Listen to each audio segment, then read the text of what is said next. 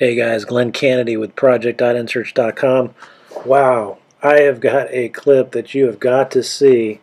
It's the UN Peace Council basically saying everything that they're telling us on the news about Syria is completely fake. Of course, we know that they're lying, but these guys just destroyed everything. These white helmets, I like to monitor 60 Minutes to see their lies. And I remember seeing a big special, oh, the white helmets. Watch what they say about the white helmets. They're all frauds, total liars. They stage videos. Nobody's even seen these guys. They're funded by the U.S. and Britain for like $100 million. These guys are saying the U.S., Israel, and a bunch of other countries are the ones doing this war, and it's not a civil war. So guys, get this information out. I want everybody to tweet this to Trump, because just like our men and women in the armed forces said that they were not going to be Al-Qaeda's air force, and we stopped that war before, they're trying to get it again. And I love Donald Trump, but he screwed up shooting those missiles in there, and this has just fallen into a trap.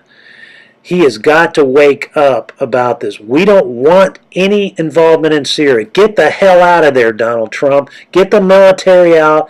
Do like you said and let Russia beat the hell out of them. This is ridiculous. We almost start World War III over there, over Syria. For what? We're not getting anything out of this. This whole thing is a scam. I'm sick of it. We're all sick of Syria. Get the hell out of there, Donald Trump. I swear to God, if you don't wake up, Trump, I love you, but if you don't wake up and if you shoot missiles in there again and start World War III because of this lie, you're always talking about the fake news, and I love that about you. But here's the UN telling you that everything your people are telling you is fake. This whole thing about Assad being the bad guy, it's completely fake. And I'm sick of it. Get this out everywhere, guys. This is huge information. Here it is.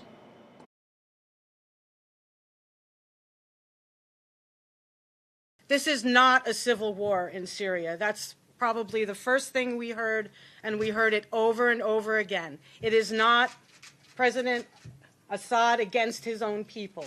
It is President Assad and the Syrian people all together in unity against outside forces, outside mercenary forces, terror organizations, the names change every day or every other day to try to protect their identity and maybe keep the connection between the country that funded it and that group kind of a little bit more nebulous. But there are groups, mercenary forces, supported by Qatar, Saudi Arabia, Turkey, the United States, and underneath it, Israel, the state of Israel. And these outside mercenary forces are the ones that are terrorizing the Syrian people and are attempting to divide the Syrian people. I remember when the U.S. invaded Iraq, our organization was against it well before the invasion ever began. But once the invasion was over and the United States was setting up a government, we talked to many Iraqis who said, we're not Sunni and Shia. We're not Sunni, Shia, and Kurds. But the United States is trying to divide us that way. And we got exactly the same message when we were in Syria. We are Syrians. As Henry said before, whether you're Christian, Muslim, or other, you're Syrian. And that's one of the things that's enabled the Assad government to withstand 5+ years of this kind of outside attack. When Saddam Hussein, when it was time for the U.S. to unseat Saddam Hussein, after years of sanctions and 2 wars, he fell like that. When it was time, the United States decided time for Gaddafi to go, he fell like that. But when it was time, the United States decided it was time for Assad to go, he did not fall. And why? Because he has the support of 23 million Syrian people. The motive, in my opinion, of the U.S. war is to destroy an independent Arab secular state. It's the last secular Arab state standing, and it wants a client regime like Libya, like Iraq, like a number of other countries you could mention. The U.S. hostility to independent Syria long precedes 2011, the beginning of the war. The U.S., I concluded, claims to be against ISIS terrorism, but yet it's been loath to fight a really consistent fight against terrorism. Certain privileged groups, such as the al-Nusra Front, the names shift, are called moderate rebels because they fight the Syrian government, and the U.S. wants that. They are not moderate. They beheaded a 12-year-old boy when we were there. We saw it on YouTube and on TV. The motives of the U.S. proxy war states are somewhat different. Sectarian motives and regional power rivalries affect Saudi Arabia and Qatar. The Wahhabist ideology, the ideology of the Muslim Brotherhood, is a sick, medieval, backward ideology. It drives the Saudi state. It motivates that state to finance this war. And Damascus, by contrast, promotes a socially inclusive and pluralistic form of Islam. And we met the leaders of that form of Islam, and they are humane and democratic-minded people and have every reason to join with the American people in stopping this insane support for Wahhabism, which is behind so much terrorism in the world. You've heard in the media that hospitals have been attacked. Well, this media is referring to the pockets of Aleppo that were occupied by terrorists. And they have manufactured stories, and I can give you a precise account. In April of this year, there was a hospital called the Al-Quds Hospital, which in a concerted effort, all media said was attacked and targeted and badly damaged by either the Syrians or the Russians. In fact, the Russians had satellite imagery showing that this hospital was in the same shape that it was in October 2015. No difference. Therefore, it was not attacked. Months later, The Guardian, which is a prominent British newspaper, actually said the Al-Quds Hospital that it had alleged months prior to be attacked and destroyed was treating victims of so-called chemical weapons attacks. So even the media that is lying is inconsistent in their lies. But there have been hospitals attacked. I went to the Al-Dabit Hospital, which is in Aleppo City. It's a maternity hospital. It was attacked on May 3rd, and 3 women were killed. You would think this would be something raised at the UN or by so-called human rights groups, but it was not. In December 2013, the Kindi Hospital was attacked and destroyed. It was the largest and best cancer treatment hospital in the Middle East. It was destroyed by al-Nusra terrorist truck bombings. And in fact, in recent media reports on Aleppo, again alleging Syrian or Russian strikes on hospitals, Fox News actually had the audacity to use a photo of Al-Kindi Hospital and allege that this is in eastern areas of Aleppo and that this hospital had been attacked by Syrian or Russian strikes. This goes to show how much the media has been lying from the very beginning about Syria and continues to lie. When I went to Aleppo, I spoke with the Aleppo Medical Association. They comprise 4,160 active and registered doctors. More lies in the media have said the last doctor in Aleppo, the last pediatrician in Aleppo. Of these over 4,000 doctors, 800 of them are specialists. So you can see that when the media talks about Aleppo, it's talking about areas that were occupied by terrorists. And it's completely negating the suffering and the will of the Syrian people in greater Aleppo. Those of my fellow countrymen who are dogmatic about Assad demonization are not going to like what I have to say now, which is that the Syrian government is popular, and for that reason, it is winning the war. The Battle of Aleppo will probably be decided soon, relatively soon, and maybe the last hurrah, in my opinion, of the foreign mercenaries. The president is popular. His government is recognized as legitimate by the UN. It contests and wins elections. The elections are monitored. There's a parliament which contains opposition parties. We met them. There is a significant nonviolent opposition which is trying to work constructively for its own social vision. Some of it is inside the government, which in effect is a government of national unity. Some of it is in the parliament. We met them. The Minister of Reconciliation, as I think some of us have said, deals directly with armed groups, and he's an opposition leader. The White Helmets were founded in 2013 by a British ex-military officer. They have been funded to the tune of $100 million by the US, UK, and Europe and other states.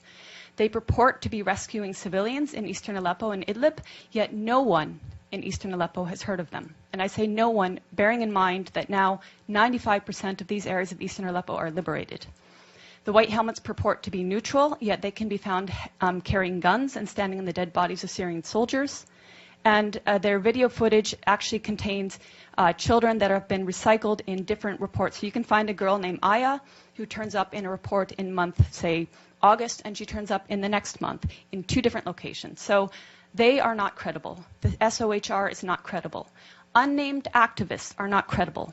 Once or twice, maybe, but every time, not credible. So your sources on the ground, you don't have them.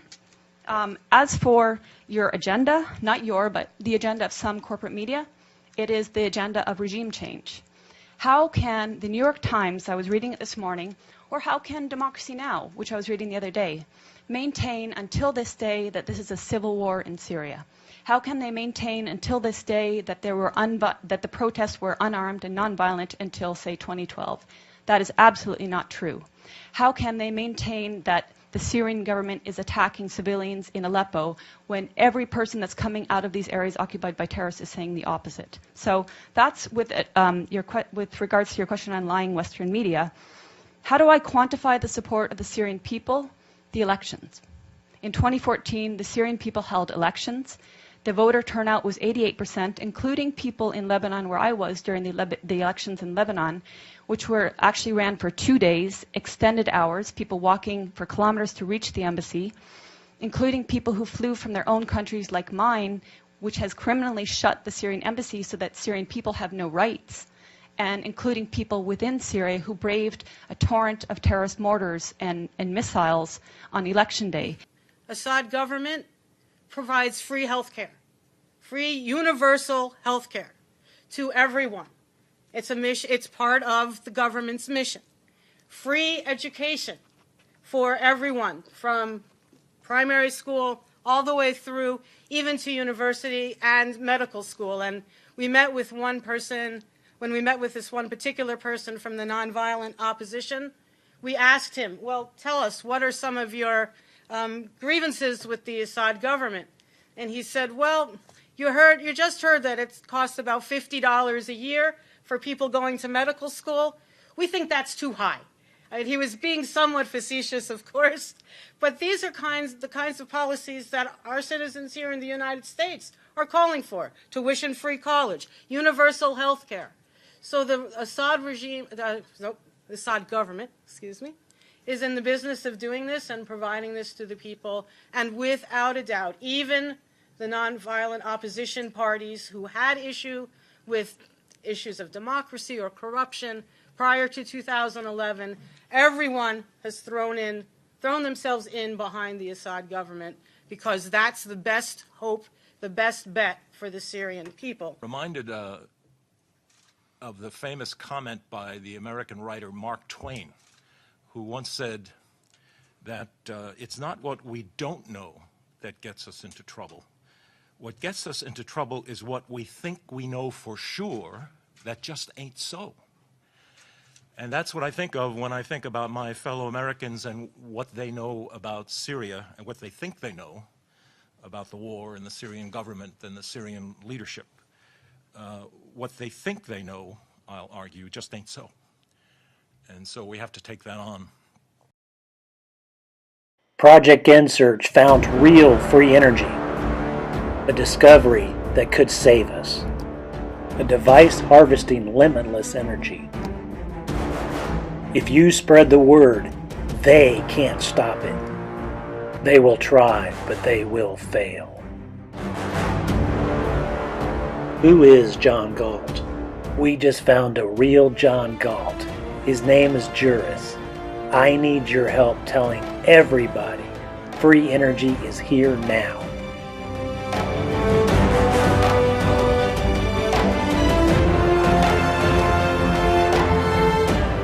As you can see, Juris is for real. He has a real free energy device.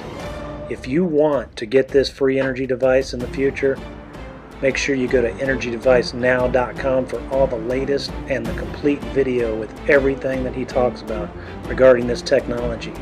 I told him that we were going to get millions of people interested in this device. So I want everybody, if you've got the ability, make copies of the video, put it to your own YouTube channel, promote it everywhere. Promote it on Twitter, Facebook, all email lists.